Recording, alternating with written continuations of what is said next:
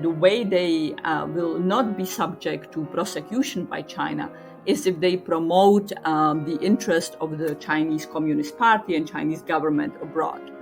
So networks that traffic in wildlife or that traffic in drugs abroad will cultivate local politicians, government officials, and promote Chinese businesses broadly. And there is often very strong overlap between Chinese interest in legal economies and networks that also engage in a variety of contraband smuggling. I'm Jacob Schulz, and this is the Lawfare podcast, February 28th, 2022. In the national security world, including on Lawfare, lots of attention gets paid to China's tech sector and other parts of its economy. Comparatively less gets paid to China's illicit economies, illegal trade involving China and other countries around the world. But China has been involved in numerous acts of transnational criminal activity with occasionally lax enforcement. And there's a new series of Brookings papers and blog posts about this very subject. To talk it through, I sat down with Vanda Felbab-Brown, the director of the Initiative on Nonstate Armed Actors and a senior fellow in the Foreign Policy Program at Brookings, along with Madiha Afzal, a fellow in the Foreign Policy Program at Brookings. We talked through the project and through papers that each of them have written on the subject, including one on illegal wildlife trafficking, one on narcotic precursor trafficking, and one on human trafficking. It's the Lawfare podcast, February 28th, China's Illicit Economies. So, Vanda, you can get us started here. So these reports and these papers are a part of a broader project at Brookings. Talk to me about what the goal of the project is. The initiative on non-state armed actors that I direct at Brookings explores both the role of criminal groups, militant groups, as well as illicit economies around different parts of the world and their connections to state actors, governments that might sponsor them, but also governments that seek to counter them and the policies by which they seek to counter them. So for the past several months, the initiative and Brookings have been running a large project on China's role in various illegal economies, in drug trafficking, wildlife trafficking, and human trafficking. And when I say China's role, this really encompasses the role of Chinese criminal groups or Chinese customers, Chinese demand markets, as well as the responses of the Chinese government toward these illicit economies. What kind of actions the government of China takes to mitigate them, how it chooses to cooperate or not cooperate with law enforcement agencies in other countries, in the United States, in Africa, in Southeast Asia, in Mexico. So in the last few weeks, we have been conducting fieldwork research for the reports and blogs that are coming out. There will be ultimately 5 large reports and a brief and several blogs. The first 2 blogs are coming out this month in February, as is Madiha's brief, about which she will be talking about. Then a large report on China's role in wildlife trafficking in Mexico and China's role in synthetic drug smuggling around the world is coming out in March. And then later on in the summer, there will be still 3 other large reports on China's role in wildlife trafficking in Africa, in Southeast Asia, and how China chose and how China did to enforce 2 sets of important environmental regulations. Its ban on ivory trafficking, and very importantly, its ban on the consumption of wild animal meat as a way to prevent zoonotic disease emergence like COVID. So, Brookings fellows are busy people. Talk to me a bit about the value of focusing on this topic, right? Why is this an important thing to sort of center resources on and think about as a more holistic problem as opposed to a set of discrete issues? Well, there are several reasons. A lot of the illicit economies that we are looking at, that we have picked to studies, have vast consequences. Synthetic drugs, many of which originate in one way or another in China, have caused in the United States the deadliest drug epidemic in US history, killing several 100,000 people since the late 1990s. And a lot of the deaths really escalated since about 2012, 2013, when synthetic drugs, synthetic opioids originating in China have started flooding the US market. And since then, these synthetic opioids and other synthetic drugs that either directly originate in China or precursor chemicals for them originate in China have been sweeping drug markets around the world. We are really in the midst of a significant revolution in global drug markets, and one that is unfortunately catastrophically deadly. Just in last year, more than 100,000 Americans died from drug overdose, yet another record year, the vast majority of them as a result of synthetic opioids that are also mixed into cocaine and other drugs.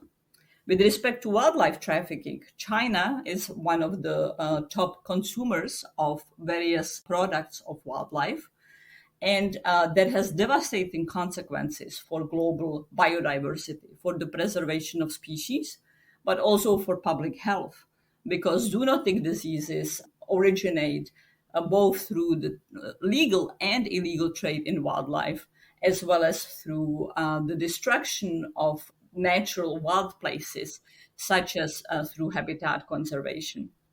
And of course, China has a significant role in the trafficking of people, as you will hear from Madiha, a very brutal and significant illegal economy in the impact on human rights. And finally, of course, China is a very important country. It is a peer rival of the United States. Increasingly, China and the US are caught up in a very tense rivalry that, in fact, can be characterized as the beginning of a new Cold War, or maybe more than beginning at this point. And consequently, how China chooses or refuses to cooperate in countering these illicit economies in which Chinese actors, Chinese consumers, Chinese criminal groups are deeply intertwined, has profound effects on the ability to mitigate them. So with that in mind, let's dive a bit into the respective reports and briefs. So Vanda, I want to start with your report on Chinese wildlife trafficking. So describe the wildlife trafficking problem as you articulated in your report. You gave a bit of a sort of a teaser to it in your previous answer, but I wonder if you could go into a bit more depth and maybe even just as a sort of history of what the problem has looked like over the years. Well, over the past 3 decades, really, the problem of poaching and wildlife trafficking has escalated to levels that we have historically not seen. And a crucial reason is the emergence of Chinese demand markets as a result of the economic growth in China and the ability of Chinese customers, Chinese people, Chinese speculators and businesses to be buying wildlife from all around the world. In the initial emergence of this immense demand and this devouring demand for wildlife product in China, the focus on animals that were feeding a whole variety of uses in China, such as very destructively so-called traditional Chinese medicine, or desire to eat wild animal meat, was centering on Asia, on countries that were close to China. Later on, it spread to Africa, and in recent years, it's been spreading to Latin America. So as part of the work, I am looking at the impacts of 2 sets of Chinese regulations on wildlife trafficking, poaching, and enforcement policies in different places. In Africa, in Southeast Asia, in China itself. And in the first report that's coming out in March, I look at the emergence of poaching and smuggling in Mexico for Chinese markets. And the reason that we decided to launch these set of wildlife trafficking reports with Mexico is because that's where the Chinese element of poaching and wildlife trafficking is least known. But it's not the sole reason. There is another significant dimension, And that is that in the case of Mexico, where powerful and highly violent organized crime groups that are known popularly as the cartels, the Sinaloa cartel, the cartel Jalisco Nueva Generación, operate and dominate territories, people, and economies, there is an actual strong overlap and intersection between these drug trafficking cartels, poaching and wildlife trafficking that heads into China, and money laundering.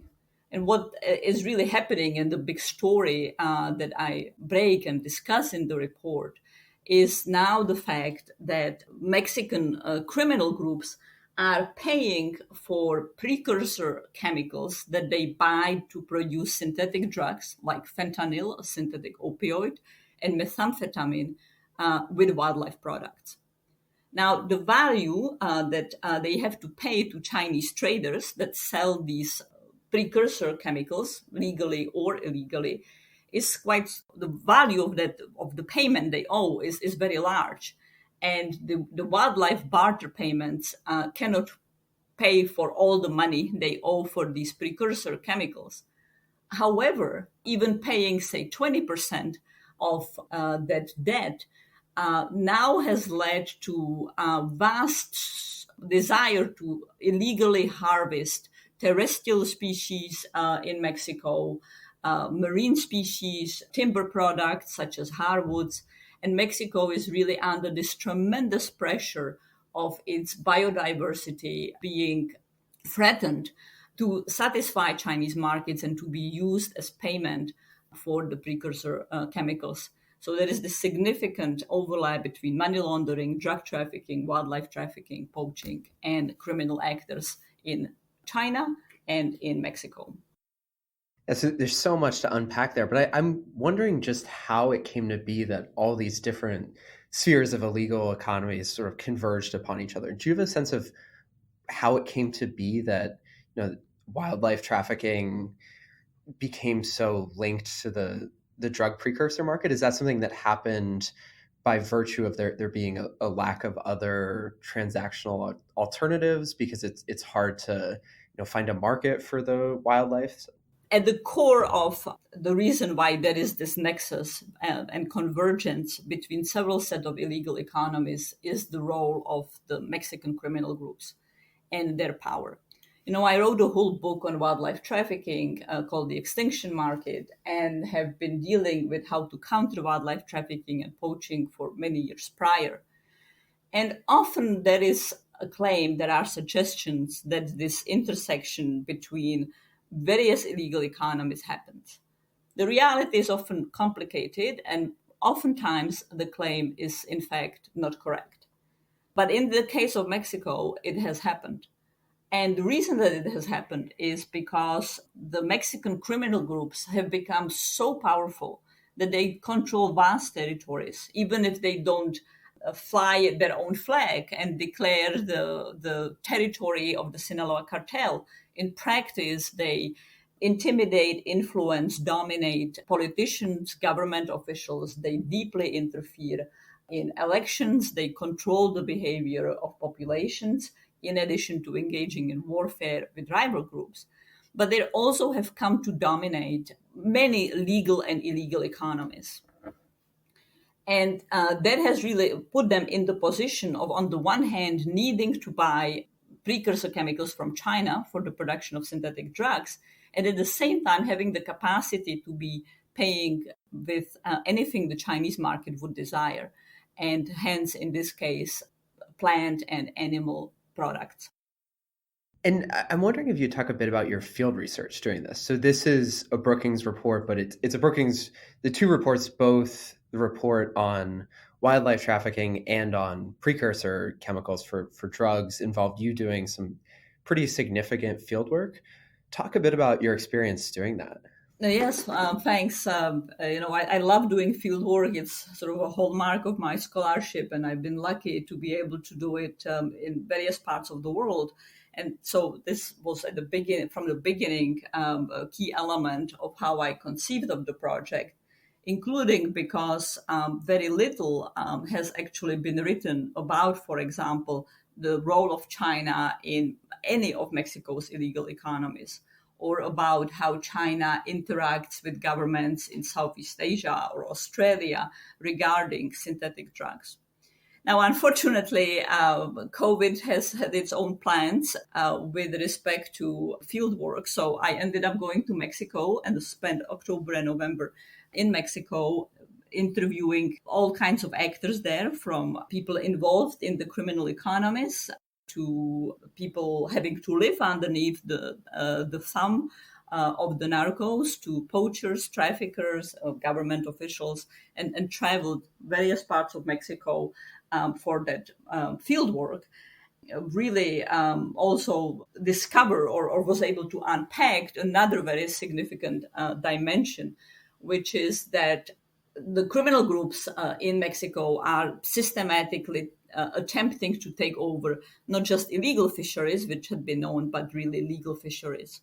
So much so that entire chain of actors, from fishers themselves through processing plants, through exporters, really are now controlled and dominating by the criminal groups, particularly the Sinaloa cartel and to an extent Cartel Jalisco Nueva Generación.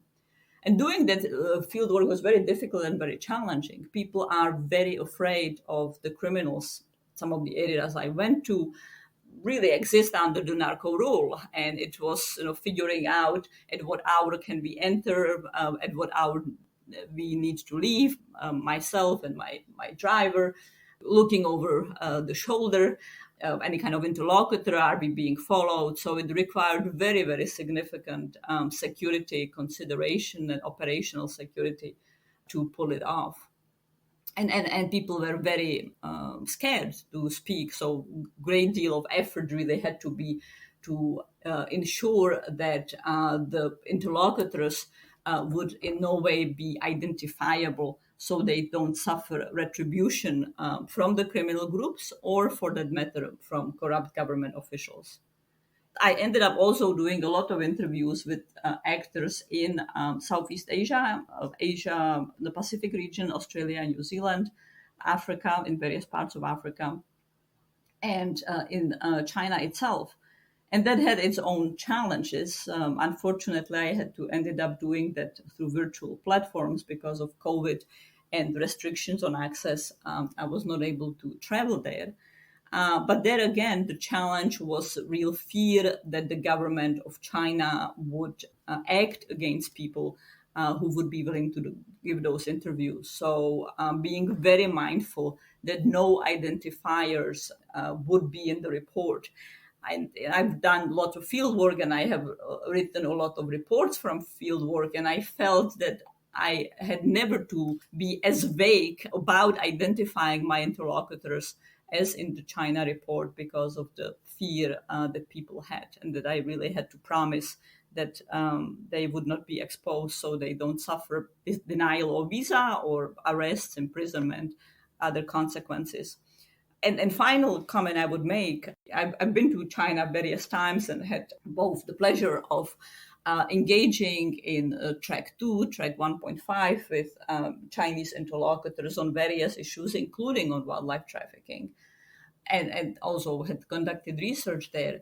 But what really was palpable is in this new geopolitical relationship, in the tense mood between the two countries, how much access had shrunk, how enormously afraid and concerned China-based interlocutors were, including because there is a regulation now that any kind of interview with even Western researchers, American researchers, would need to be approved by government officials. And that experience was not unique to me. I heard that from foreign diplomats, foreign law enforcement officials, just how much visibility into what's going on in China has shrunk, and how channels of communications have really weakened between the United States, the West, and China. I mean, to the point that it kind of reminded me of the gone era of Cold War between the United States and Soviet Union, and how very and the Soviet Union satellite space, and how very limited the possibilities for even conversation, for seeing what was happening in the socialist bloc was. And in both the reports, both the report about the wildlife and the report about the precursor trafficking, you flesh out sort of the downsides, like what are the harms of both these things. If you could just give a brief rehash of what those are, talk to us about what's at stake here. Like what's the downside risk of these types of illegal economies? At the end of the day, at stakes are people's lives, and really an amazing number of people's lives. So in the case of synthetic opioids, we are talking about death rates in the United States of tens of thousands of people, 100,000 people per year. And synthetic opioids have spread rapidly into Canada. They are spreading in Mexico. We are now seeing them spread as far south as Argentina. So many more countries around the world are going to be grappling with potentially massive challenges to public health and significant death rates. With respect to wildlife trafficking, on the one hand, we are, of course, seeing a massive impact on the loss of biodiversity and natural habitats through illegal logging, through illegal fishing, and wildlife trafficking and poaching. But we also have people's lives at stake because of the role of zoonotic diseases that originate through habitat destruction and through wildlife trafficking. Zoonotic diseases being diseases that originate in animals and then jump to humans, a viral jump to humans, like COVID-19. So let's just recap where we are the third year into COVID. We have had 5.7 million people die of COVID. And this is in an era where we have vaccines and where we have medications. If we think of the comparative 1918 flu, we had about 16 million people die without anywhere the level of knowledge of medicine and viruses that we have today. So 5.6 million people have died so far. It's an immense number. We have also seen catastrophic devastations of global economies, with countries in the Southern Cone in Latin America seeing losses of GDP of 10%, similar numbers in places like India or Indonesia. And of course, massive impact, particularly on the poorest and most marginalized from COVID, a zoonotic disease, with some 300 million people pushed in just the first 30 plus weeks of COVID from lower middle class or middle class into poverty. And they will probably in their lifetime not be able to come back. So zoonotic diseases linked to destruction of habitats through illegal behavior and unsustainable behavior through poaching and wildlife trafficking have massive economic, social, public health, death impacts on a scale that surpasses what many a regional war would actually do. You mentioning the human impact of this, I think, is a great segue to talking about, Madiha, your work and your paper that you prepared. So, if you could describe, in a few minutes, what the topic that you focused on was and how it ended up coming across your radar screen. Absolutely. Yes. So a couple of years ago, I wrote a paper for part of our global China project in the foreign policy program at Brookings on the China-Pakistan economic corridor, which is sort of the flagship of the Belt and Road initiative that basically is, billions, tens of billions of dollars of investments that China has made in Pakistan. So I wrote about that, and in particular, the role of both the Chinese and Pakistani states in controlling the narrative surrounding the China-Pakistan economic corridor. So that paper was titled "At All Costs," because they had basically said, look, we're going to control the narrative, and this is a quote, "at all costs" on the China-Pakistan economic corridor.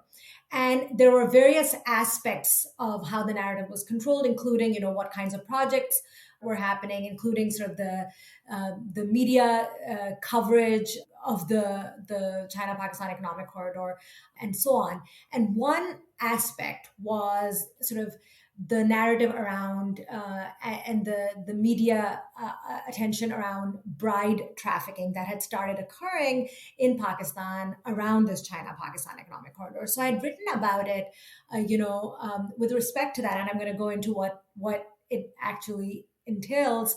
But that's when it came across my radar screen, and I wanted to look into it more, sort of when did it start? What was the response of the Chinese and Pakistani governments sort of in more detail?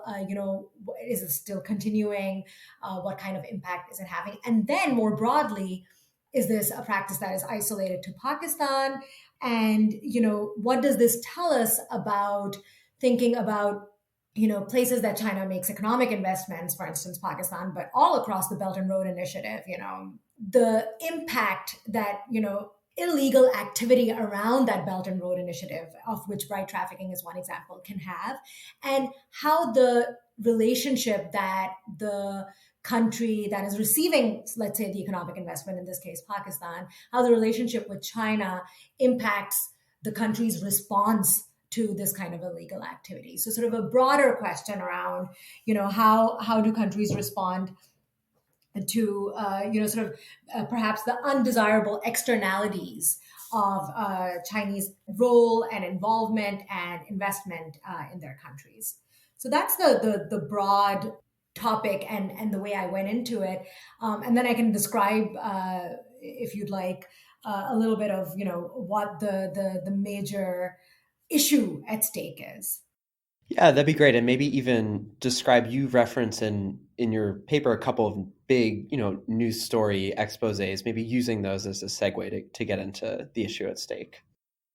Yes, absolutely. So essentially, the issue of Chinese workers who had been coming into Pakistan around the China-Pakistan economic corridor. And as I mentioned, this is a $62 billion set of investments that China is undertaking in Pakistan starting 2015. And it really centers around infrastructure development, but is not limited to infrastructure development. There were Chinese workers that had begun coming to Pakistan, in particular, many hundreds of them by 2018. And there was sort of anecdotal evidence and rumors of Chinese workers marrying Pakistani brides.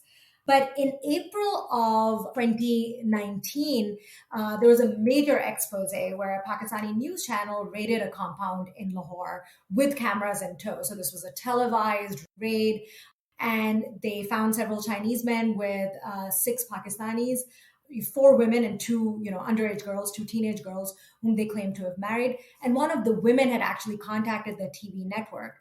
And this really pointed to sort of the work of illegal marriage bureaus in Pakistan that had arranged the marriages for a fee. So these men had given money to the families of these women and girls. And it seemed that they were targeting really poor and vulnerable households who would benefit from having this money, and marginalized communities in Pakistan, the Christian community in particular.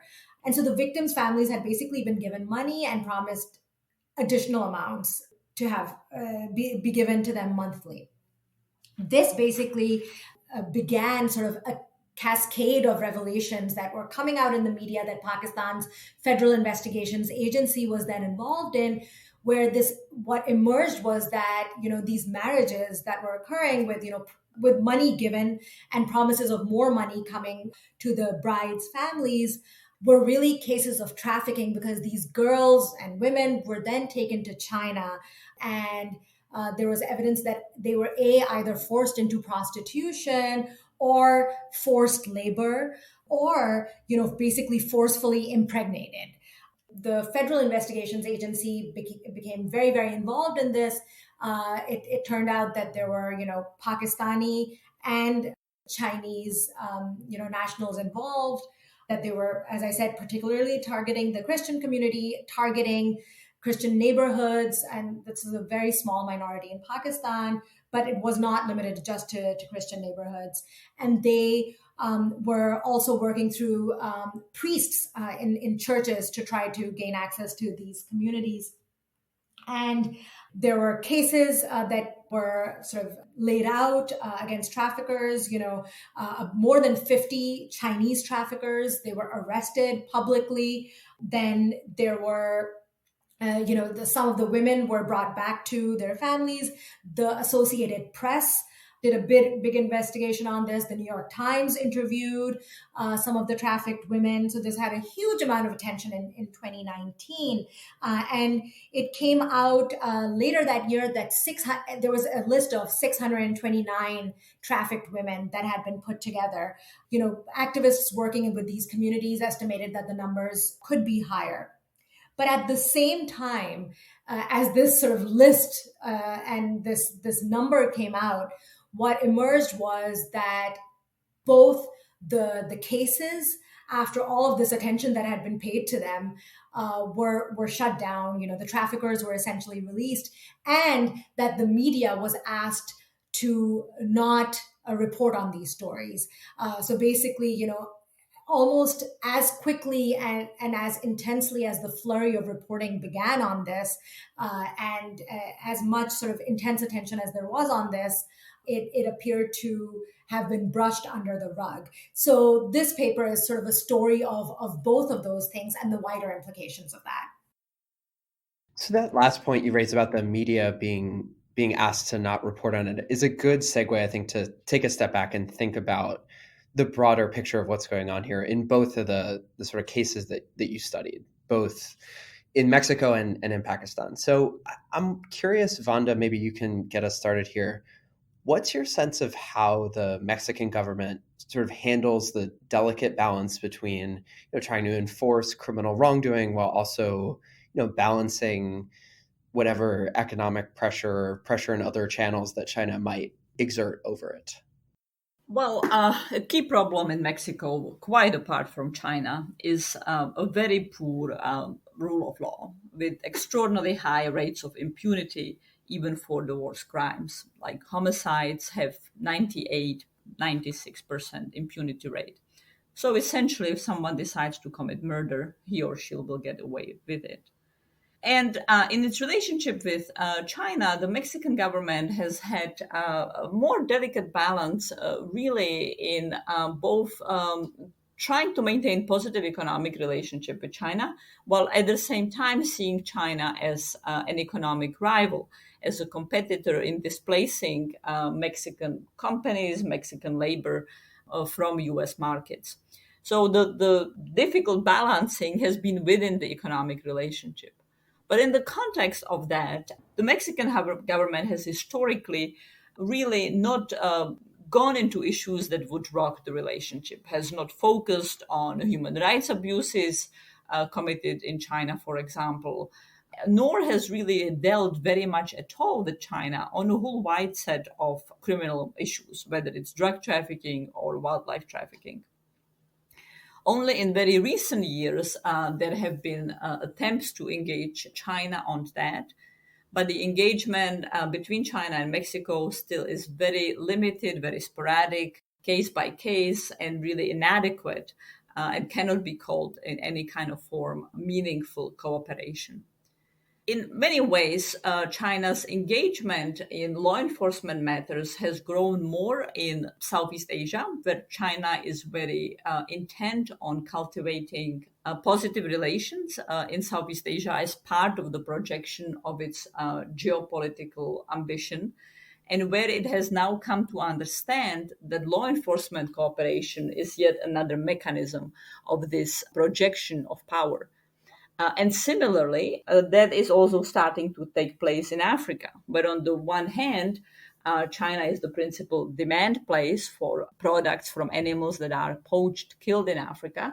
But at the same time, China is using cooperation against wildlife trafficking and poaching also as a mechanism of projecting power and of building its presence in Africa.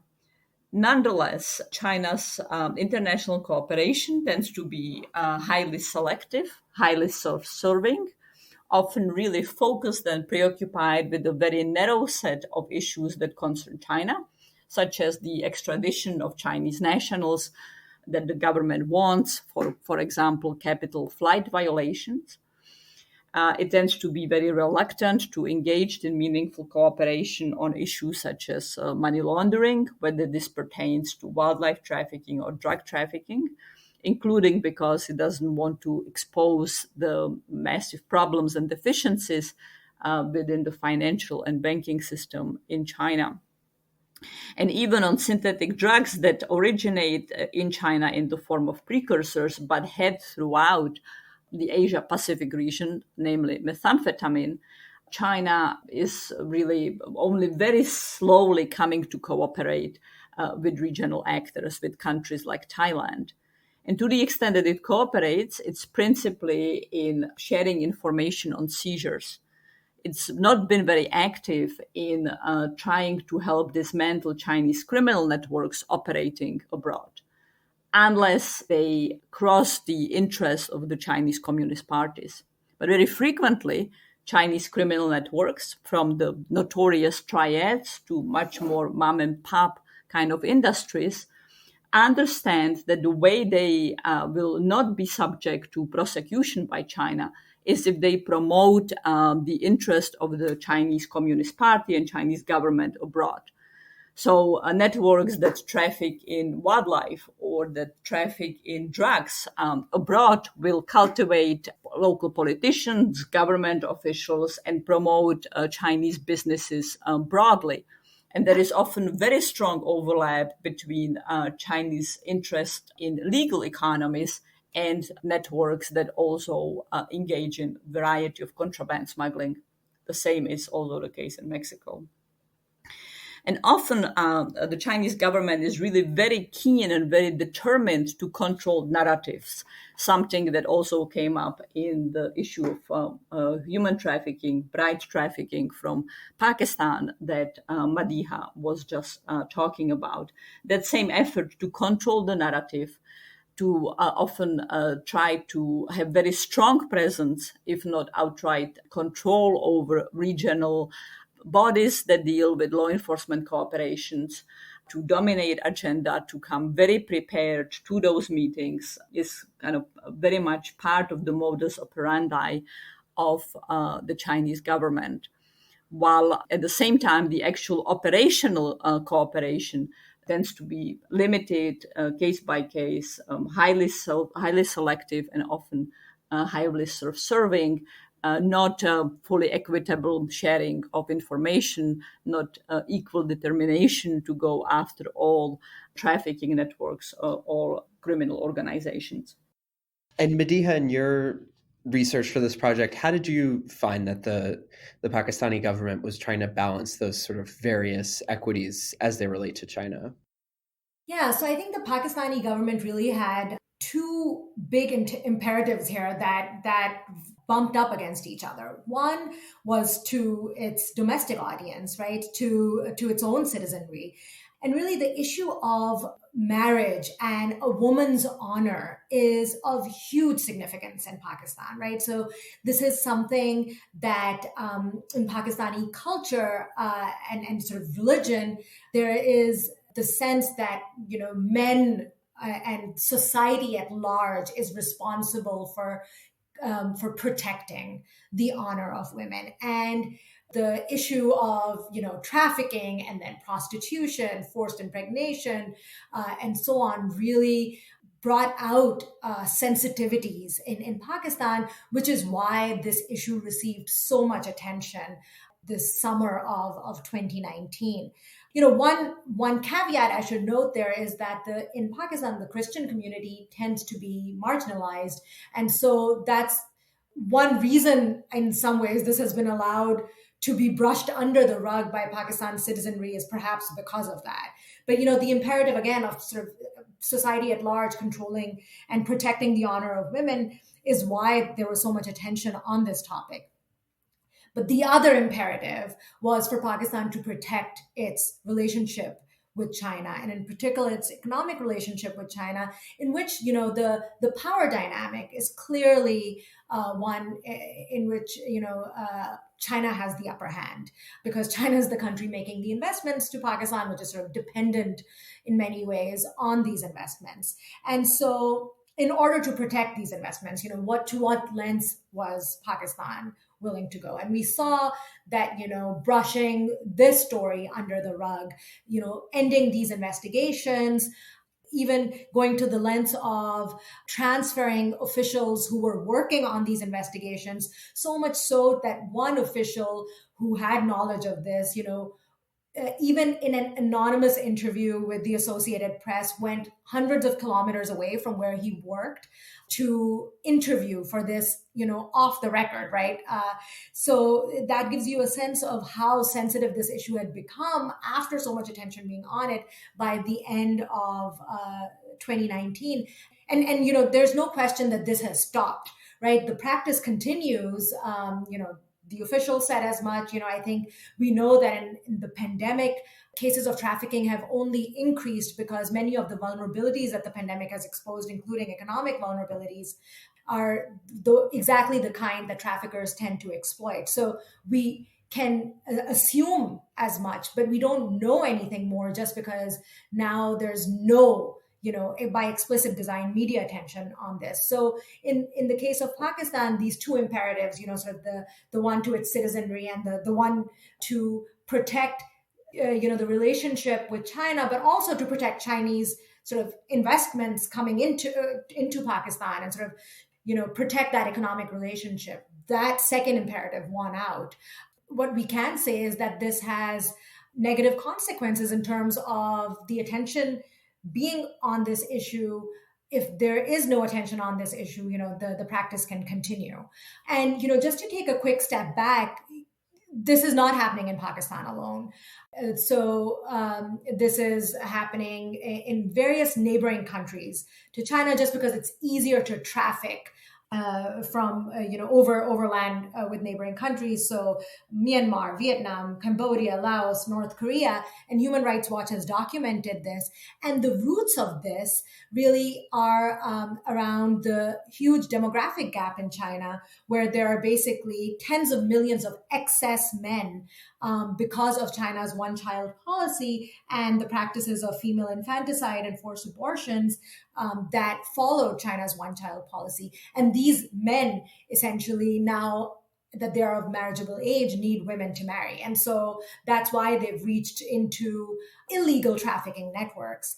But the Chinese government's attempt to control the narrative around this is noteworthy, because in Pakistan, for instance, when there was media attention on this, the Chinese embassy issued a statement basically saying both Chinese nationals and Pakistani nationals are victims of these illegal matchmaking centers, basically saying, look, we hope that the public do not believe in misleading information and work together to safeguard the China-Pakistan friendship. And that's a quote directly from the Chinese embassy.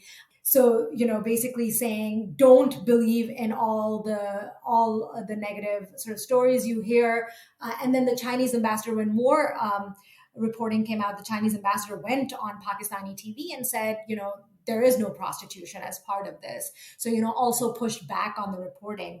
And if we look actually at the other countries in which this has occurred, there perhaps hasn't been that much overt media attention to this in the other countries, largely because the victims have belonged to marginalized communities. So the government has not taken up the case as much. There might also be cultural issues where this is not as sensitive an issue as it is in Pakistan. So there hasn't been a huge flurry of media attention, but there hasn't also been an attempt to clamp down on any reporting on this. So for instance, Human Rights Watch was able to conduct a huge investigation in Myanmar, and there have been others in other countries. So there's a lot of sort of firsthand accounts and a lot of light shed on this topic in other countries. But in Pakistan, while there was that initial, as I said, media flurry that I've spoken about a number of times, the brushing it under the rug actually has had a perverse effect, where now, essentially no one's covering this, not even Amnesty at this point, not even Human Rights Watch at this point, for the last couple of years.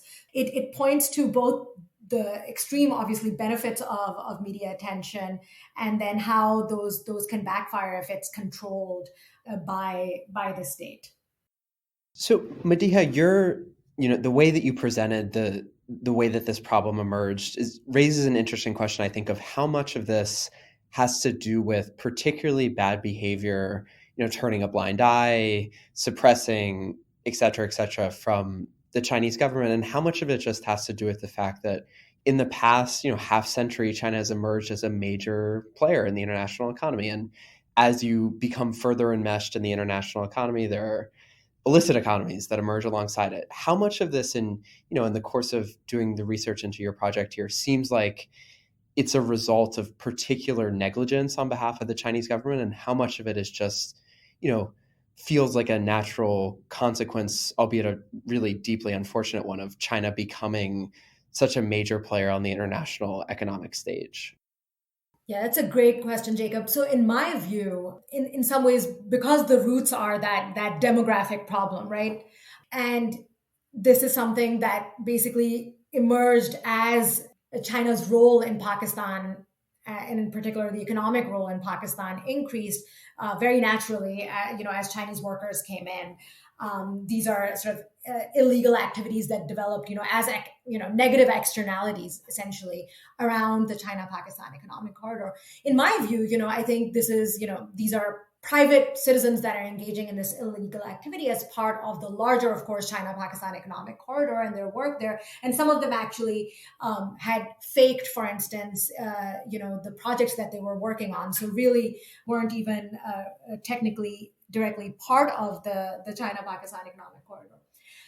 The activity is a natural, sort of perhaps an organic occurrence. The problem is the stamping down of the coverage and the transparency and the investigations into that activity. So, in my view, right, the right policy response is to say, as the Pakistani government did, conduct investigations on this, arrest traffickers, and then to carry that forward into its logical conclusion so that it acts as a deterrent to future traffickers.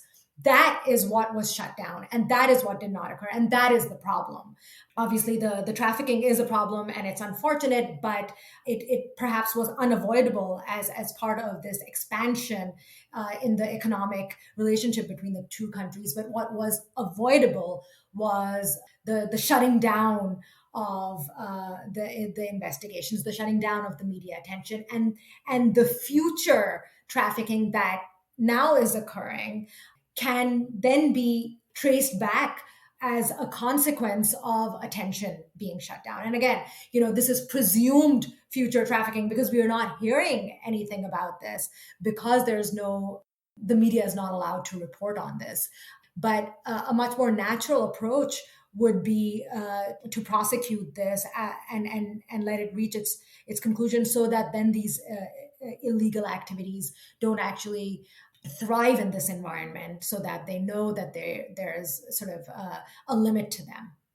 And so we have to wrap up in a bit here, but Vanda, I think to close out, maybe the best place to go is to talk a bit about policy solutions. So obviously, each of the separate papers and reports in this series has a different set of discrete policy solutions that would fit, based on the specific circumstances. But could you talk a bit about what you see as sort of the most effective policy fixes here, whether it's from a U.S. perspective or from a international institutions perspective? What did you see in the course of reporting out these papers and doing all this research as the most fruitful avenues? The answer really depends both on locality and on the particular illegal economy, Jacob. But broadly, it does entail both thinking about how to suppress and shape supply to the extent that's possible. And in the case of synthetic drugs and precursor chemicals for synthetic drugs, it's very difficult, in fact, to do so. How to dismantle criminal networks, not because new criminal networks will not arise, they will, but because one wants to also moderate the many deleterious effects they have on people and on governments, and how to reduce demand. And so working across the spectrum of supply to demand requires, to a great extent, international cooperation. Now, when you ask Madiha the question about is their behavior on the part of the Chinese government that's problematic, or is the effects of China, for example, in bribe trafficking, the consequence of policies that had been taken and the rise of China's economy, that same question also applies to all the other illegal economy. And the answer is it's both. Yes, there are structural effects that are inevitable consequences of the increase in purchasing power parity by Chinese citizens, for example. But China's willingness to acknowledge the problems, its responsibility, and to cooperate with other countries, particularly countries that are its geopolitical rivals, is limited, and it's insufficient and inadequate. That doesn't mean that if there were perfect 100% cooperation between the United States and China, our consumption of synthetic opioids would disappear and we would have no more opioid use disorder and no more deaths. But dealing with many dimensions of it would be much simpler. Similarly, with wildlife trafficking, good international cooperation will not eliminate those illegal economies, but nonetheless can make tremendous difference in making them much less harmful, much less destructive. And we are not in that stage with China. The United States is one of the largest demand markets for wildlife. A lot of animals that are poached end up being trafficked to the United States. But the United States also is a country that devotes more law enforcement resources in the United States and abroad in international cooperation to countering that than any other country in the world. Whereas what we often see with the government of China is denial of its role and of China's role and China's responsibility, very limited, very self-serving and inadequate willingness to enforce even its own regulations, and high selectivity in how it approaches law enforcement cooperation. And the final word that I would say on this is when I was last in China in October and November 2018, there was considerable hope as the Cold War between the two countries was really unwinding, was really starting, was developing, and relations on many issues have crashed, that law enforcement cooperation against drug trafficking and law enforcement cooperation against wildlife trafficking were the two last areas where meaningful cooperation was possible, and the two areas where that cooperation could be used as a springboard for easing the geopolitical tensions. And so what I saw in my work for this project 3 years later is really that this hope has not materialized. And I'm in fact rather skeptical that we will be seeing law enforcement cooperation to ease into better geopolitics. Rather, the overwhelming story for me has been of geopolitics trumping and eviscerating even law enforcement cooperation on issues that are illegal in China and that should be of concern to the Chinese government.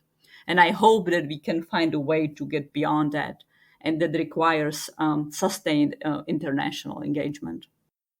And we are going to have to end things there. Thank you so much to you both for coming on. Thank you very much for having us. Thanks. The Lawfare podcast is produced in cooperation with the Brookings Institution. Your audio engineer this week was Ian Enright of Goat Rodeo, and the podcast is edited and produced, as always, by Jen Patyahau. Your music is performed by Sophia Yan. If you like the Lawfare podcast, check out our other podcasts, Chatter, Rational Security, and The Aftermath, a narrative podcast series about January 6th. Thanks for listening.